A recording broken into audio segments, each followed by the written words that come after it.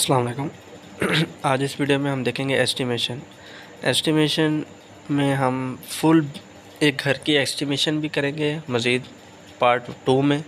आज पार्ट 1 है तो इसमें हम सारा इसका प्रीवियस नॉलेज जो है इससे रिलेटेड जो है हमें सारा वो पता है, हमने पढ़ा हुआ है अपने सिविल इंजीनियरिंग में, तो उसको हम एक स्पीडली ओवरव्यू करेंगे उसका। तो चलिए स्टार्ट करते हैं। इसमें हम पहले बार बेंडिंग शेड्यूल जो कि रीइंफोर्समेंट की डिटेल होती है उसकी एस्टिमेशन क्या कह सकते हैं, तो वो हम देख लेंगे। उसके मतलब देखेंगे बार बेंडिंग शेड्यूल कैसे बनता है और उसमें क्या स्पेसिफिकेशंस होती हैं मुख्तलिफ। तो वो एक जो एस्टिमेशन जो है क्वांटिटी सर्वेयर उसको पता होना चाहिए चीज़ों का। तो ये चीज़ें पहले देख लेते हैं, उसके बाद हम एस्टिमेशन देखेंगे फुल बिल्डिंग की, किसी भी घर की एस्टिमेशन बनाने के लिए क्या तरीक़ेकार होता है। तो वो रफली उसका अभी हम देखेंगे, एक ओवरव्यू देखेंगे। और उसके बाद नेक्स्ट वीडियो में इंशाल्लाह हम आपके लिए Excel sheets bar bending schedule की जो है और एस्टिमेशन की, किसी भी पूरे घर की एस्टिमेशन की एक्सेल शीट वो बना के दिखाएंगे आपको, उसको तरीके से समझेंगे और इंशाल्लाह एक्सेल शीट्स आपको प्रोवाइड भी करेंगे। तो चलिए इसका ब्रीफ एक जो है ओवरव्यू लेते हैं। एस्टिमेशन क्या होती है ये सारा हमें पता है, लेकिन फिर भी मैं आपको एक दफ़ा बताता चलूँ। इसमें बार बेंडिंग शेड्यूल में आते हैं रेक्टेंगुलर स्टीरअप्स की, हम इसकी एक्सेल शीट्स बनाएंगे, इसको देखेंगे। सर्कुलर स्टीरअप्स को देखेंगे, फुटिंग की डिज़ाइन एस्टिमेशन देख लेंगे कि उसमें क्या सरिया जो है उसका बार बेंडिंग शेड्यूल किस तरह बनाया जाता है एक्सेल की मदद से। और कॉलम्स को देखेंगे, 1 वे 2 वे स्लैब भी देख लेंगे। तो इसके बाद आ जाते हैं हम अपने पहले टॉपिक की तरफ, स्टेयर केस की जो डिटेल है वो देखते हैं। उसको देखने से पहले मैं आपको थोड़ा सा जो है वो थ्योरी से रिलेटेड बताता चलूँ। इसमें क्लियर कवर आपको ये वैल्यूज़ फिगर याद होनी चाहिए, ठीक है। स्पेसिफिकेशंस के मुताबिक होती हैं, जोन से स्पेसिफिकेशन के मुताबिक आप एस्टिमेशन कर रहे हैं आप वो देख सकते हैं। ये आपको स्पेसिफिकेशन के अकॉर्डिंग आपकी ये मिनिमम जो है आप क्लियर कवर इतना होना चाहिए 14 का, तो यूजली ये ले सकते हैं अगर आपको गिवन नहीं रहेगा। वैसे तो आपको जो भी ड्राइंग गिवन रहेगी वो किसी भी डिज़ाइनर की होगी, तो उसमें आपको क्लियर कवर आप उससे क्लेम कर सकते हैं कि क्लियर कवर इसका क्या होना चाहिए। फुटिंग है तो फुटिंग का क्या होना चाहिए, बीम स्लैब इन सब का गिवन रहेगा आपको। अगर नहीं होगा तो आप इसका काउंटर चेक भी कर सकते हैं कि आया कि उसने इस वैल्यू के अंदर इसकी वैल्यू को यूज़ किया या उसने गलती से कोई और वैल्यू यूज़ कर लिया, तो आप उसको काउंटर चेक भी कर सकते हैं। तो ये वैल्यूज़ आपको याद होनी चाहिए, ये आपको इंटरव्यू में भी पूछी जा सकती हैं, ठीक हो गया। तो ये तो एक हो गया पॉइंट। इसके बाद है बार बेंडिंग शेड्यूल को वो कहता है कि क्या इसको डिफ़ाइन करें, तो वो क्या है, एक प्रोसेस है जिसमें हम कटिंग और बेंडिंग देखते हैं बार की, कि उसको हमें रिक्वायर्ड शेप बनाने के लिए जो कि डिज़ाइनर ने हमें शेप बताई है, उस शेप को मिलाने के लिए उसकी कटिंग और बेंडिंग की एक शेड्यूल बनाया जाता है, एक लिस्ट बनाई जाती है, उसको बार बेंडिंग शेड्यूल कहा जाता है, ठीक हो गया। जो शेड्यूल होता है, शेड्यूल में वो कहता है पहले फ़र्स्ट ऑफ़ ऑल एक कॉलम जो लिस्ट बनाई जाती है उसमें पहले वो लोकेशन बताता है कि किस लोकेशन पे ये बार आने वाला है, उसकी मार्किंग क्या होगी, उसको एक नाम, उसका क्या नाम होगा, उसको डिस्क्राइब करता है। उसके बाद वो कहता है टाइप ऑफ बार, ये कौन सी टाइप का बार है ये, ठीक है। उसके जो रिब्स लगे होते हैं और सिंपल एक प्लेन बार होता है। तो ये टाइप्स ऑफ बार भी हम देखेंगे, तो वो बार्स का जिक्र भी करेंगे, बताएंगे कि ये कौन सा बार है। उसके बाद साइज़ ऑफ बार देख लेंगे, डाया क्या है इसका, फिर कटिंग लेंथ देखेंगे, इसकी कितनी हमें कितनी कटिंग करनी पड़ेगी, कितनी लेंथ होनी चाहिए इस बार के लिए, क्या रिक्वायरमेंट्स है। तो वो एस्टिमेशन में एक लिस्ट बनाई जाती है। उसके बाद नंबर ऑफ़ बार के ये इस तरह के कितने बार होंगे तो वो भी बताए जाएंगे। फिर बेंडिंग डिटेल दी जाएगी, फिर उसके बाद टोटल क्वांटिटी निकाल के बता दी जाएगी कि इसकी ये क्वांटिटी बन रही है मीटर क्यूब में, और इसके बाद आपको उसका मास निकाल के दे दिया जाएगा केजी के अंदर। इसके बाद एडवांटेज क्या है, इसके एडवांटेज तो सिंपल सी बात है, जब कोई भी चीज़ आप प्रॉपर एस्टिमेट कर लेंगे कि ये चीज़ इतनी ही रिक्वायर्ड है, तो उससे ज़्यादा वो नहीं लगेगी। तो इसका मतलब ये कि आप उतना ही ऑर्डर करेंगे और टाइम भी बचा लेंगे और पैसा भी अपना बचा लेंगे प्रोजेक्ट का। तो ये होता है। और बिल ख़ास तौर पे जब बिलिंग हो रही होती है, ऑडिटिंग हो रही होती है किसी भी आपके प्रोजेक्ट की, तो उसमें ये बहुत हेल्पफुल रहता है, क्योंकि बार बेंडिंग शेड्यूल आपने एक्सेल शीट्स या अपने डॉक्यूमेंट्स में बना के रखा होता है उस काम का, उस प्रोजेक्ट का। तो वो ऑडिटिंग और बिलिंग के दौरान आपको पता होता है कि मैंने इतनी क्वांटिटी यूज़ की है अपनी प्रोजेक्ट में, और उसको रेट से ज़रा दे के आप सिंपली उसकी बिलिंग कर सकते हैं, ठीक है। ये बहुत फास्टली हो जाता है, ये एडवांटेज में आ जाता है। इसके बाद स्टील क्यों यूज़ करते हैं, स्टील ही क्यों यूज़ करते हैं एज आ रीइंफोर्समेंट इन अपने किसी भी स्ट्रक्चर के अंदर, तो उसकी वजूहत आपको पता है। तो ये थोड़ा सा ओवरव्यू देख लेते हैं। इसमें कोफिशिएंट ऑफ थर्मल एक्सपेंशन का मेन रोल होता है इसमें, कि आपको पता है कि coefficient of thermal expansion for concrete and steel are both are similar, almost similar you can say, ठीक है। एग्जैक्टली सिमिलर नहीं होते, लेकिन जो है राउंड अबाउट उसके अप्रॉक्सीमेट इक्वल होते हैं। तो जिसकी वजह से कि जब भी आपकी थर्मल एक्सपेंशन होगी कंक्रीट में या स्टील में, ठीक है, तो दोनों ही एक साथ ही एक्सपेंड होंगे और कॉन्ट्रैक्ट होंगे। तो इसका जो है इससे ये फ़र्क नहीं पड़ता कि उसके जो स्ट्रेंथ पे इफेक्ट नहीं पड़ता, बिकॉज कि कंक्रीट और एक जो है सरिया स्टील है उसका आपस में बॉन्ड बन जाता है। बॉन्ड बनने के बाद अगर कोई भी चीज़ एक दूसरे से के ऊपर मूव करेगी, स्लाइड करेगी, तो वो क्या है उसको डैमेज कर देगी, उसका बॉन्ड टूट जाएगा, जो कि स्ट्रेंथ पे काफ़ी इफेक्ट करेगा। तो वो एक जिस्म नहीं रहेगा, ठीक है, एक चीज़, एक बॉडी नहीं रहेगी। तो इसके बाद आते हैं गुड स्ट्रेंथ होती है इसकी, स्ट्रेंथ भी अच्छी होती है, ठीक है, और आरसीसी स्ट्रक्चर के लिए इकोनॉमिकल भी होता है, और इसकी ग्रिपिंग बहुत अच्छी होती है, कंक्रीट के साथ बॉन्डिंग अच्छी बन जाती है, और ड्यूरेबल भी होता है कोरोजन के इसमें कोरोसिव एक्टिविटी के अगेंस्ट ये ड्यूरेबल होता है। इसके बाद आ जाता है कि type of bar. Type of बार में FE 250 जो है ये प्लेन बार में आ जाता है, प्लेन बार टाइप होती है इसमें, ठीक है। इसमें कोई किस्म की जो है वो रिब्स और सेंटर लाइन वगैरह नहीं लगी होती, जिसकी वजह से ये अच्छी ग्रिप नहीं बना सकता। इसके बाद FE 415 जो आती है, इसमें सिंपल ओनली रिब्स होती हैं, ठीक है। आपकी ये कर्व लाइंस होती हैं जो रिंग की शक्ल में इस पर लगी होती हैं, जो कि ग्रिप बनाती हैं। लेकिन इससे भी अच्छी मज़ीद आएगी FE 500। इसमें क्या है, रिब्स भी होती हैं और सेंटर लाइन भी साथ साथ चलती रहती है, जैसा कि आपको तस्वीर में नज़र आ रहा है। तो ये सबसे अच्छी मानी जाती है ग्रिपिंग के लिहाज से, ठीक हो गया। इसके बाद हम चलते हैं स्टेयर केस की डिटेल की तरफ। इस स्टेयर केस में भी दो केसेस होते हैं कि विद वेस्ट स्लैब, जिसमें एक स्लैब में होती है नीचे और उसको एज अ स्लैब बना लेते हैं, जिसको वेस्ट स्लैब का नाम दे रहा है यहाँ पे। उसमें रीइंफोर्समेंट की डिटेल कुछ इस तरह की होती है, ठीक है। ये देख सकते हैं नीचे बीम लगा हुआ है और ऊपर 2 बीम लगे हुए हैं, और ये स्लैब के ऊपर आप चढ़ गए हैं, ठीक है। तो ये ऊपर जो इसके स्टेप्स बने हैं, राइज़र और ट्रेड, ये आपके ब्रिक से बनाए जाते हैं। फिर पहले आपके एक स्लैब बिछा दी जाती है जिसमें रीइंफोर्समेंट की डिटेल आपको नज़र आ रही है, और उसकी L/3 पे नेगेटिव रीइंफोर्समेंट भी कुछ इस तरह की होगी। तो ये आपको नेट पे भी मिल जाएंगी। तो ये मैं कुछ समझाने की कोशिश कर रहा हूँ कि इसमें वेस्ट स्लैब में सिंपल स्लैब हो जाती है, और इसमें विदाउट वेस्ट स्लैब में आप देख सकते हैं कुछ इस तरह के बनते हैं स्टेप। इसमें यह है कि स्टेप आपको कंक्रीट के ही करने पड़ते हैं, इसमें आप ब्रिक के स्टेप नहीं यूज़ करते। और इसमें नीचे एक जो स्लैब होती है वो ख़त्म करके जो रीइंफोर्समेंट है वो ऊपर स्टेप्स में ही कर दी जाती है।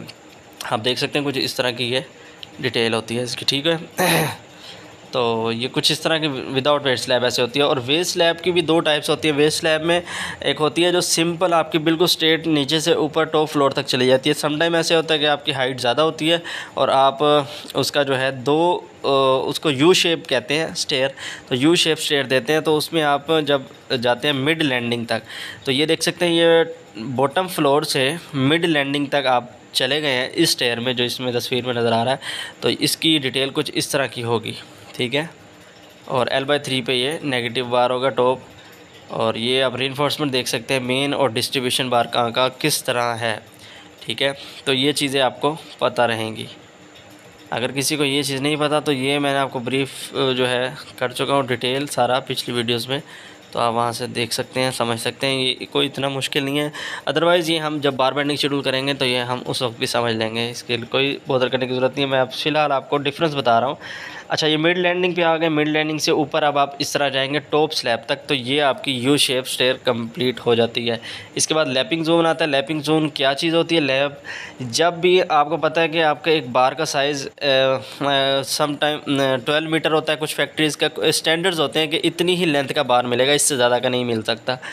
समटाइम ऐसे होता है कि आप कस्टमाइज साइज़ बनवाते हैं, लेकिन वो बेहतर नहीं होता कि उसमें ज़्यादा लेंथ होने की वजह से बक्कल होने के चांसेस होते हैं। तो इसलिए बेटर वही होता है साइज़ जो आपको रेगुलर मिल रहा होता है फैक्ट्री से, तो वो 12 मीटर होता है यूजुअली। तो 12 मीटर से ज़्यादा अगर आपको कॉलम की हाइट देनी है या तो आपने कंटिन्यूसली उसमें प्रोवाइड करना है, तो आप एक ही बार को नहीं कर सकते प्रोवाइड। तो 12 मीटर से ज़्यादा अगर आपने प्रोवाइड करना है तो क्या करेंगे, 2 बार को आपस में जोड़ के उसको लैप करेंगे।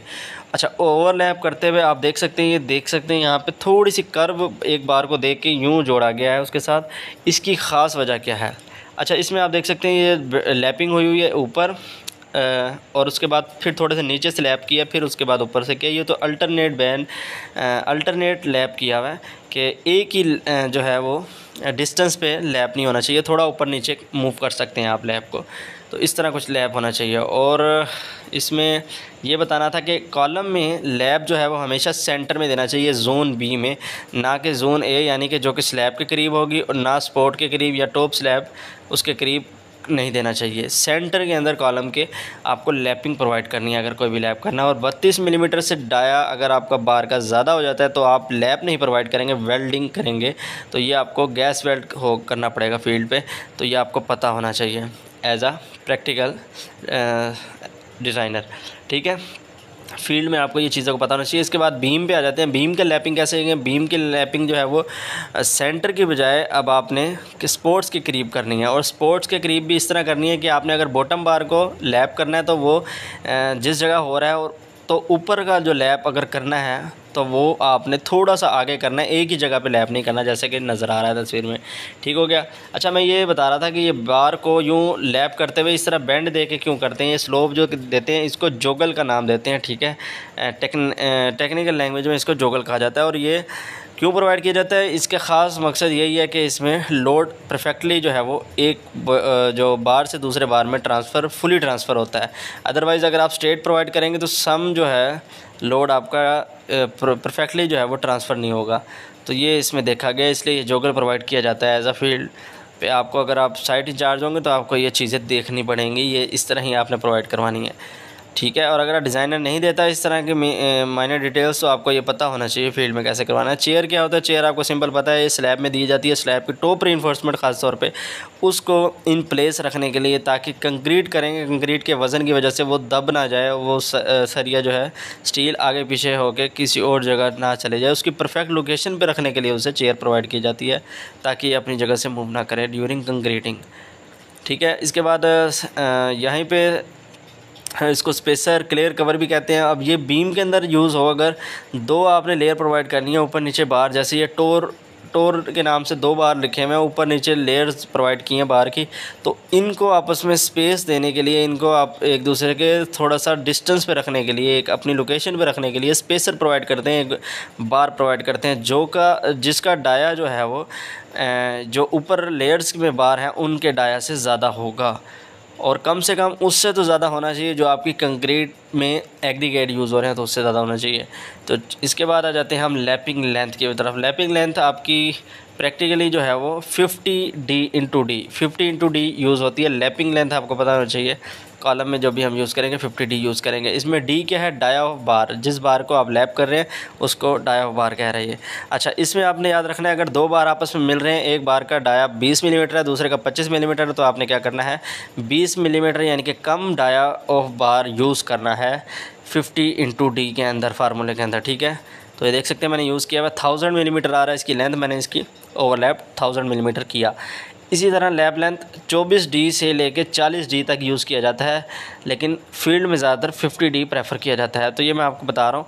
और इसमें अगर ये नहीं गिवन रहेगा, अदरवाइज़ आपको डिज़ाइनर सारी चीज़ें दे देगा, तो आपको भी पता होना चाहिए इन चीज़ों का, ताकि आप उससे डिस्कस कर सकें और अपने जो काउंटर चेक कर सकें चीज़ों को, क्योंकि वो भी इंसान है, उससे भी गलती हो सकती है। तो आपको भी इस चीज़ का इल्म होना चाहिए ताकि जो है काम वो परफेक्ट हो सके। इस तरह नॉमिनल मिक्स जो है वो M15 और M20, इसकी रेशो भी बताई हुई है 1:4 M15 और M20 के लिए 1.5:3, ठीक है। तो इसके लिए वो कहता है नॉमिनल मिक्स जो M15 के लिए 40 डाया ऑफ बार यूज़ किया जाएगा लैपिंग लेंथ, जबकि M20 के लिए आप 50 dia of bar for column and 60 dia of bar for beam and slab use करेंगे, ठीक हो गया। अब ये डेवलपमेंट लेंथ क्या होता है? डेवलपमेंट लेंथ आपको पता है, आपने पढ़ा है। ये क्यों प्रोवाइड की जाती है? ये इसलिए प्रोवाइड की जाती है ताकि ये बार स्लिप ना हो जाए आगे की तरफ, ठीक है। बीम के अंदर बार स्लिप होने के चांसेस को ख़त्म करने के लिए ये प्रोवाइड की जाती है, ताकि ये प्रॉपर एंकरेज प्रोवाइड करे, प्रॉपर लॉक कर दे बार को अपनी लोकेशन पे। तो इसलिए ये एंड पे जाके आपके जहाँ बार ख़त्म होता है उसको स्ट्रेट रखने के बजाय उसको बेंड करके कंक्रीट के अंदर एम्बेड कर दिया जाता है, उसकी डायरेक्शन उसकी परपेंडिकुलर डायरेक्शन करके। ये देख सकते हैं कॉलम के अंदर ये बेंड किया हुआ है, ऊपर वाला बार ऊपर की तरफ और नीचे वाला बार नीचे। तो इसी तरह डेवलपमेंट लेंथ जो है वो यूज़ की जाती है फील्ड में। और डेवलपमेंट लेंथ होती है कॉलम के अंदर जब बार एंटर हो जाता है वहाँ से लेके जहाँ तक वो एंड हो रहा है बार आगे वहाँ तक होती है, ठीक है, डेवलपमेंट लेंथ। इसके बाद क्रैंक बार ये प्रोवाइड क्यों किया जाता है, ये बैंड प्रोवाइड किया जाता है बार के अंदर। ये क्यों प्रोवाइड किया जाता है, क्योंकि हमें जहाँ पे स्टील रीइंफोर्समेंट चाहिए होती है अगेंस्ट बेंडिंग, ठीक है, हमें जो भी बेंडिंग आ रही है, जो भी लोड आ रहा है उसकी वजह से बेंड हो रहा है उसमें, और बेंड के कारण हमें स्ट्रेंथ कहाँ कहाँ प्रोवाइड करनी है वो हमें बेंड से पता लगेगा। और बेंड अगर पॉजिटिव आ रहा है इट मीन्स कि हमें नीचे यानी कि बार जो बीम के निचली साइड पे स्टील रिक्वायर्ड है, स्ट्रेंथ प्रोवाइड करनी चाहिए, तो हम नीचे प्रोवाइड कर देते हैं। और जहाँ जहाँ आप बेंडिंग देख सकते हैं, इसका बेंडिंग डायग्राम बन रही है, नेगेटिव स्पोर्ट्स पे बनती है। अगर नेगेटिव बेंडिंग मोमेंट स्पोर्ट्स पे आ रही है तो इट मीन्स कि हमें टॉप पे यानी कि नेगेटिव जो कि टॉप होता है उस पर स्टील रिक्वायर्ड है। तो पॉजिटिव से नेगेटिव की तरफ बेंड किया जाता है बार को, और ख़ास लोकेशन पे किया जाता है। वो लोकेशन जो होती है वो वहाँ पे मिनिमम कह सकते हैं आपकी बेंडिंग मोमेंट होती है बाकियों की निस्बत, तो वहाँ से बेंड हम प्रोवाइड करते हैं। ये डिज़ाइनर सारा हमें लोकेशन बता देगा एग्जैक्ट, तो हमें ये पता होना चाहिए कि क्रैंक बार प्रोवाइड क्यों किया जाता है, इसकी रीज़न। और इसमें जो क्रैंक की लेंथ होती है L1 जिसको यहाँ पे दिखा रहा है, ठीक है, वो क्या होती है, वो H × 0.42 होती है, ठीक है। अब H क्या है यहाँ पे, H जो है वो आपके बार के सेंटर टू सेंटर की हाइट है, ठीक है, आपको यहाँ पे नज़र आ रहा है। तो ये आपको पता होना चाहिए एज अ एस्टिमेटर।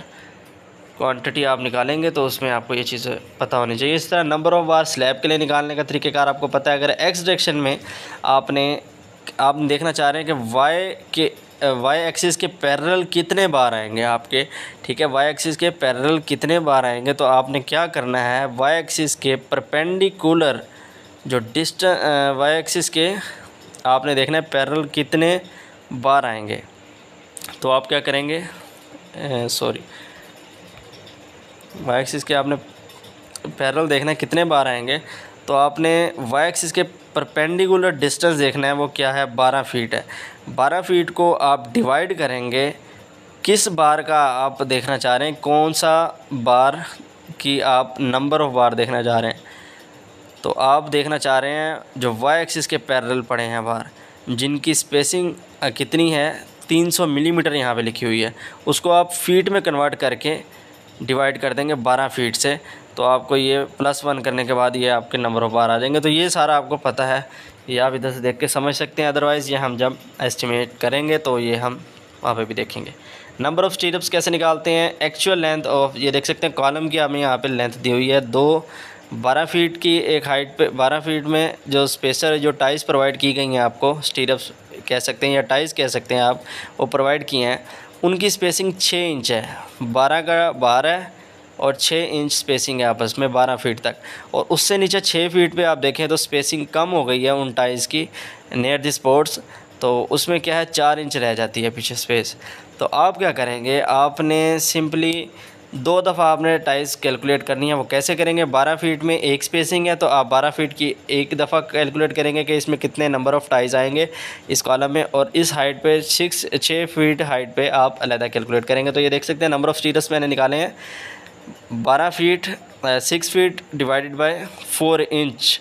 फीट को फीट से कट करते हैं तो इसलिए 4 इंच जो है उसको मैंने फ़ीट में कन्वर्ट कर दिया है, तो ये और +1 कर दिया, तो ये मेरे 6 फीट के अंदर जो स्टीरअप्स हैं वो आ जाएंगे।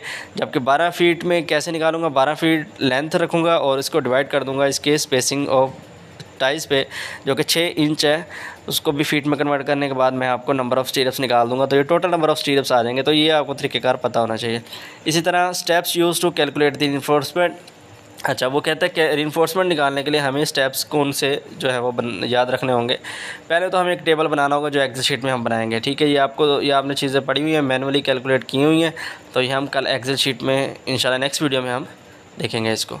तो एक चार्ट बनाएंगे, टेबल बनाएंगे, उसमें हम क्या करेंगे, लेंथ ऑफ़ बार, हर एक बार की लेंथ निकालेंगे, कटिंग लेंथ जिसको कहा जाता है, उसमें नंबर ऑफ़ बार और नंबर ऑफ़ स्टीरअप्स जो भी हैं वो भी हम कैलकुलेट करेंगे, उसका एक अलग कॉलम बनाएंगे। उसके बाद टोटल लेंथ निकालेंगे हम, जिसमें नंबर ऑफ़ बार को मल्टीप्लाई करेंगे उनकी लेंथ से, तो ये आपकी टोटल लेंथ कहलाएगी, ठीक है। तीसरा कॉलम हो जाएगा टोटल लेंथ का। इसके बाद आ जाएगा बार का डाया, कि बार का डाया क्या है, फिर उसकी हम वेट पर मीटर, उसका हम वेट पर मीटर लेंथ, ठीक है, हम निकालेंगे कि उस बार का अकॉर्डिंग टू डाया उसकी क्या वेट होगा पर मीटर लेंथ। तो इसी तरह हम टोटल लेंथ से उसको मल्टीप्लाई देंगे उसके वेट पर मीटर लेंथ को, तो हमारा क्या आ जाएगा, टोटल वेट आ जाएगा of that bar required for that band of बार। ठीक है, तो ये हमारा इस तरह एस्टिमेशन हो जाएगी। इसके बाद आ जाता है, हम देखते हैं बैंड लेंथ। अच्छा, जब भी हम आपको पता है कि बार के अंदर बैंड प्रोवाइड करते हैं, ठीक है, एंकरेज प्रोवाइड करते हैं, तो उसमें जो बैंड वाली जगह होती है तो उसमें इंक्रीमेंट होती है, थोड़ा सा बार इलोंगेट होता है, और आप कह सकते हैं कि बार की जो एक्चुअल लेंथ है उससे वो इंक्रीज़ हो जाती है, उसकी लेंथ थोड़ी सी। ठीक है, वो कितनी इंक्रीज़ होती है वो आप देख सकते हैं। वो आप अगर आप बेंड प्रोवाइड करते हैं बार के अंदर तो वो 10D आप ले सकते हैं। ठीक है, बेंड करने के बाद उसकी लेंथ आप 10D से लेके 16D के अंदर कोई वैल्यू भी आप ले सकते हैं अपनी मर्ज़ी से।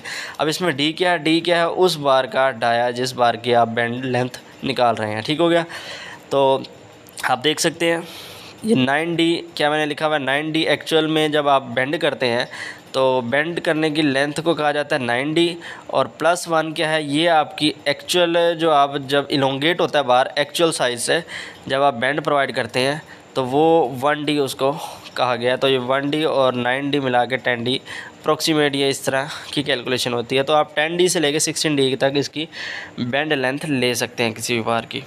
ठीक है, तो कटिंग लेंथ किस तरह निकलेंगी, अगर इस बेंड लेंथ बेंड जो हमने बार बेंड की है इसकी अगर हम लेंथ निकालेंगे कटिंग, तो वो कैसे निकलेगी, L + 12 इंटू डाया बार + 12 इंटू डाया बार। ठीक है, ये सारी कैलकुलेट की हुई है।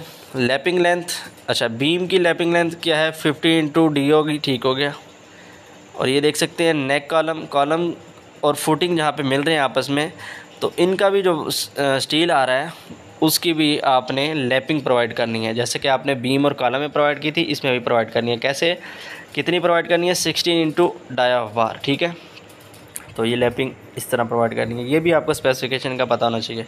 अच्छा, इसके बाद कटिंग लेंथ मैं एक बार की निकाल के दिखा रहा हूँ, ये हम नेक्स्ट वीडियोज़ में भी देखेंगे कि बीम में कटिंग लेंथ किस तरह निकाली जाती।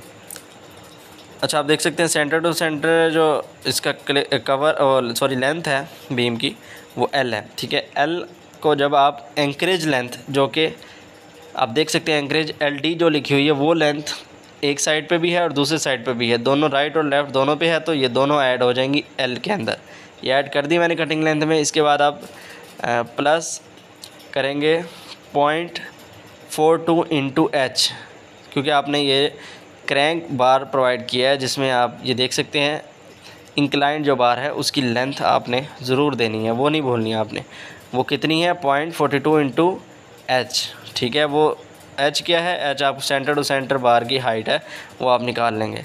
वो देख सकते हैं नीचे निकाली हुई है, total height of beam -2 time clear cover -1 time bar dia, तो ये सेंटर टू सेंटर आपकी हाइट आ जाएगी, H आ जाएगा, और H आने के बाद आपने 0.42 से मल्टीप्लाई देना है, और देना आपने ये 2 टाइम्स आपने ऐड कर देना है, क्योंकि आपने 2 साइड पे जो है वो इंक्लाइंड बार आपने क्रैंक प्रोवाइड किया। तो ये आपको आई होप समझ लग गई होगी। और इसके बाद आते हैं हुक्स पे। हुक्स जो आप प्रोवाइड करते हैं सिंपली उसकी लेंथ होती है 9D। ठीक है, ये आपको पता होना चाहिए। कवर प्रिवेंट, कवर की उसने बताया कि प्रिवेंट करता है environmental exposure, thermal insulation provide करता है, तो ये कवर की एडवांटेज हो गया। कवर क्लियर कवर क्या होता है, फुटिंग का 50 होना चाहिए, ये वही वैल्यूज़ जो मैंने आपको अभी पिछले बताई हैं ये आपको पता होना चाहिए। ठीक हो गया। स्पेसिंग ऑफ रीइंफोर्समेंट की स्पेसिंग होती है, नंबर ऑफ़ बार इस तरह निकाले जाते हैं, टोटल लेंथ और डिवाइड बाय स्पेसिंग इसको ऐड कर देंगे 1 के साथ, तो ये नंबर ऑफ़ बार आ जाएंगे। और वो कहता है स्पेसिंग ऑफ रीइंफोर्समेंट जो है वो ग्रेटर होनी चाहिए मैक्सिमम साइज़ ऑफ एग्रीगेट जो आप यूज़ कर रहे हैं। ठीक है, डायमीटर ऑफ द बार, इस तरह के जो डाया हैं 6 मिलीमीटर से लेके 40 मिलीमीटर तक के बार के साइज़ आपके पास फैक्ट्री में अवेलेबल होते हैं। अदरवाइज़ आप कोई और भी साइज़ बनवाना चाहिए तो वो कस्टमाइज साइज़ बनवा सकते हैं ऑर्डर पे। इसके बाद लेंथ ऑफ बार होती है 12 मीटर होती है कन्वीनियंट, और इसके 12 मीटर रखने की वजह ये है कि ट्रांसपोर्ट जो होती है जो इसको ईज़िली ट्रांसपोर्टेशन में आप उठा के एक जगह से दूसरी जगह लेके जा सकते हैं, तो कस्टमाइज साइज़ भी आप करवा सकते हैं अदरवाइज़ अगर आप चाहें तो। ठीक है। तो वेट ऑफ स्टील किस तरह निकाला जाता है, डी स्क्वायर डिवाइडेड बाय 162, ये आपको नॉर्मल फार्मूला पता है। ये होता है वेट पर रनिंग लेंथ निकालने का फार्मूला। इसमें डी क्या है, मिलीमीटर में यूज़ होगा, और आपका फार्मूला जो है वो आपको आंसर देगा केजी पर मीटर में। और इसने अगर आप इसमें लेंथ उस बार की लेंथ से मल्टीप्लाई दे देंगे तो ये आपका केजी निकल के आ जाएगा कि उसका कितना वेट लगेगा। देख सकते हैं मैंने यहाँ पे 8 मिलीमीटर बार का निकाला हुआ है। फंक्शन ऑफ हुक, हुक की फंक्शन क्या होता है, ये जो हुक प्रोवाइड किया इसका फंक्शन क्या होता है, जाहिर सी बात है ये आपको स्टेबल प्रोवाइड कर देता है, और ये एक लोकेज प्रोवाइड करता है, एंकरेज, ठीक है। तो प्रिवेंट सिस्मिक मूवमेंट, बिल्कुल ऐसे ही है। सिस्मिक मूवमेंट की वजह से जो है वो उसके बार की जो है वो लोकेशन चेंज हो सकती है, तो ये लॉक चूँकि हो जाती है कंक्रीट के साथ इस तरह के हुक प्रोवाइड करने से, तो ये बहुत कम मूवमेंट होती है, नहीं होती, ना होने के बराबर। Prevent concrete from splitting outward, बाहर निकलने से बचाती है। Slippage of concrete steel from concrete, keep the longitudinal bar in the position. Why we need anchorage, anchorage हमें क्यों ज़रूरत होती है, ठीक है। तो ये आप देख सकते हैं, ये वही फिर बात आ गई, हुक और एंकरेज एक ही चीज़ है, तो ये उसकी सारी वही रीजंस आ जाएंगे इसमें भी। ये कटिंग लाइन देख सकते हैं मैंने यहाँ पे निकाल के दिखाई हुई है आपको, ठीक है। तो ये इस तरह निकालेंगे आप। इसके बाद डाया बार हैं कुछ, अच्छा ये चीज़ भी आपको एज आ क्वांटिटी सर्वेयर जो है आनी चाहिए। इसमें क्या है, ये D square divided by 162 formula जो है केजी, इसमें वेट पर रनिंग मीटर आपको हर बार के अगेंस्ट, हर साइज़ ऑफ बार के अगेंस्ट ये वैल्यूज़ पता होंगी तो आप फास्टली वर्क कर सकेंगे। फील्ड में आपको कोई पूछे, आप फ़ौरन आपको उसको चीज़ों का पता होना चाहिए, तो ये आप याद कर सकते हैं, कोई इतना मुश्किल नहीं है, तो ये भी आपको पता होना चाहिए। बेंड डिडक्शन, अच्छा आप जब आप बेंड करते हैं तो समटाइम उसको डिटेक्ट भी करते हैं। आप ये देख सकते हैं जब आप बेंड प्रोवाइड करेंगे 90 डिग्री पे, जैसे कि पहले प्रोवाइड किया, तो उसको उसकी कितनी लेंथ होगी, वो बेंड आप जो बेंड किया आपने उसकी वजह से जो इंक्रीमेंट होगा उसकी लेंथ के अंदर वो कितना होगा, 2 इंटू डाया बार होगा, ठीक है।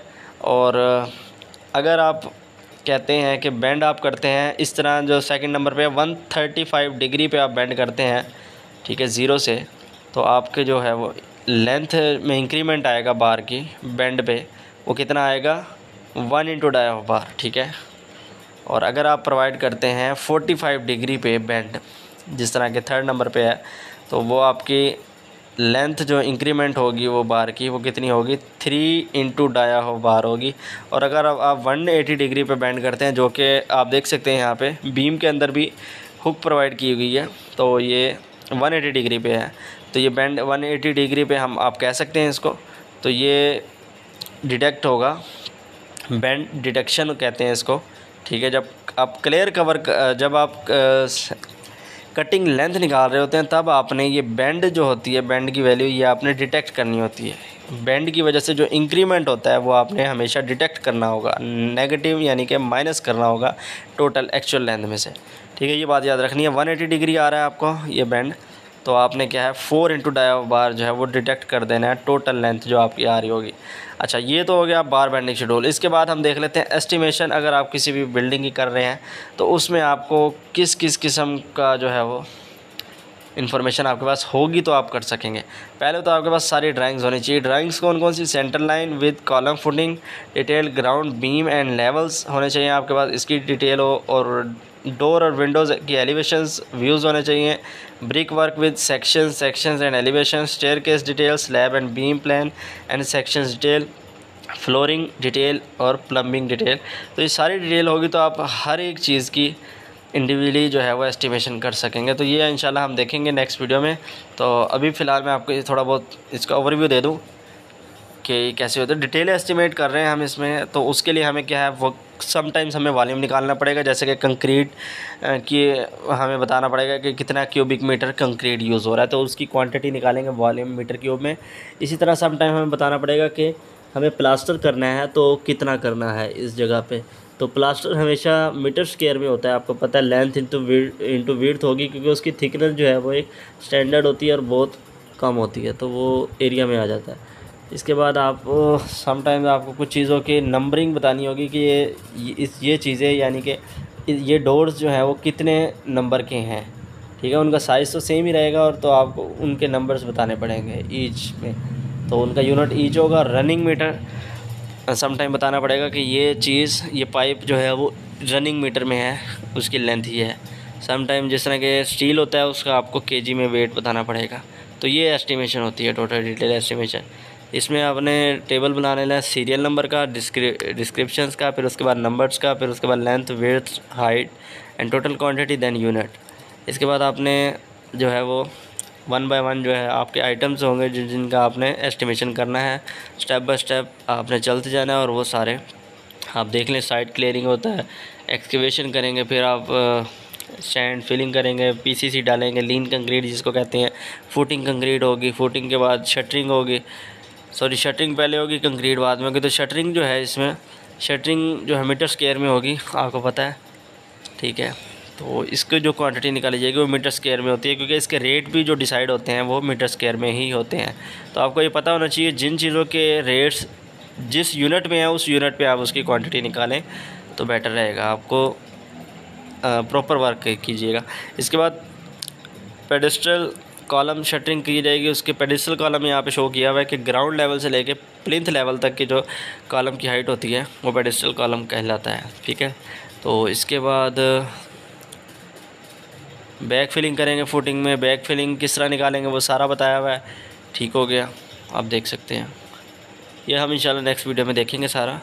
तो ब्रिक वर्क देखेंगे कि इसकी एस्टिमेशन वॉल्यूम में निकाली जाएगी। डीपीसी ये हमेशा आपको एरिया में निकाल के देनी पड़ेगी, क्योंकि उसकी एक थिकनेस स्टैंडर्ड होती है, जैसे 50 मिलीमीटर तो वो नहीं होगी समटाइम। इसी तरह बिटुमेन कोट करेंगे। बिटुमेन का जो कोट है वो भी आपको एरिया में ही होगा कि इतने एरिया पे आपने ये बिटुमेन का कोट करना है। और ये बिटुमेन क्यों करते हैं डीपीसी पे, इसकी ख़ास वजह यही है कि डीपीसी जो होती है वो कम थिकनेस की होती है, उस पर वाइब्रेट नहीं चला सकते हम, तो वो उसमें जो है उसको प्रॉपर जो वॉइड्स वो ख़त्म नहीं होते, तो उसमें जो हनी कॉम्ब स्ट्रक्चर है वो उस टाइप का स्ट्रक्चर बन जाता है, जिसमें से सुराख्स होते हैं, कुछ बड़े होते हैं कुछ छोटे होते हैं, तो वॉइड्स जो हैं वो रह जाते हैं, जिसकी वजह से पानी का जो है मूवमेंट ऊपर नीचे वर्टिकल हो सकता है। होने के चांसेस को ख़त्म करने के लिए हम क्या करें, ऊपर बिटुमेन कोट प्रोवाइड करते हैं। अच्छा, तो ये आपको चीज़ें इस तरह की पता होनी चाहिए। प्लिंथ फिलिंग, प्लिंथ के अंदर हम फिलिंग करते हैं, सैंड फिल कर सकते हैं या दूसरी कोई मट्टी, लेकिन फिल नहीं करेंगे प्लिंथ में, ये पता होना चाहिए। मट्टी हम इसलिए बैक फिल नहीं करते कि वो समटाइम जो है वो नमी को अब्जॉर्ब करती है और वो सेटल होती है, वो प्रॉपर कम्पैक्ट नहीं हो सकती, तो इसलिए हम भूसा जो होता है, जिसको सादा ज़बान में आप भूसा कहते हैं, और वो सिंपल सैंड भी आप उसमें यूज़ कर सकते हैं, तो वो चीज़ आप यूज़ कर सकते हैं एज अ फिलिंग मटेरियल। तो फ्लोर की पीसीसी करेंगे, तो इस तरह की स्टेप बाय स्टेप हम सारी जो है वो डिटेल इसकी एस्टिमेशन करेंगे एक्सेल शीट में। तो होप सो आज की वीडियो में आपको कुछ इन्फॉर्मेशन मिली होगी। तो मिलते हैं नेक्स्ट वीडियो में। अल्लाह हाफ़िज़।